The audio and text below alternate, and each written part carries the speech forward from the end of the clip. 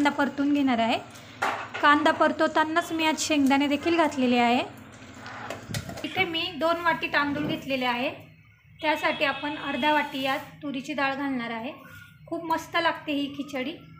हे बघा कांदा मस्त असा परतून झालेला आहे। आता यात घालून घ्यायचा आहे टोमॅटो मी असा लांब लांब आणि उभा कट केलेला आहे। टोमॅटो पण आपल्याला छान असा मऊ होईपर्यंत परतवून घ्यायचा आहे। यात घालायचा आहे कढीपत्ता। हे बघा टोमॅटो देखील खूप छान परतवले गेलेला आहे। आता यात घालून घ्यायचे आहे वांगे आणि बटाटे। बटाट्याचे मी साल काढून असे लांब लांब कट करून घेतलेले आहे। वांगे पण मी असे उभ्या फोडी करून घेतलेले आहे। वांगे आणि बटाटे घालून 1-2 मिनिट परतवून घ्यायचे आहे।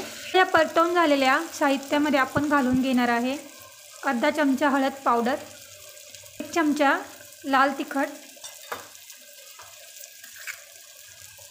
1 चमचा काळा घरगुती मसाला आहे तो घातलेला आहे। यात घालायचे आहे 1 चमचा आलं लसूण पेस्ट। आता यातच घालून घ्यायचे आहे धुवून घेतलेले तांदूळ।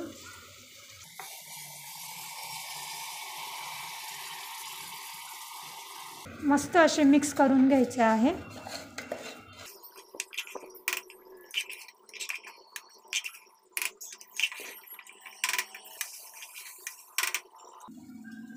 आता यात घालून घेणार आहे 1.5 ग्लास पाणी।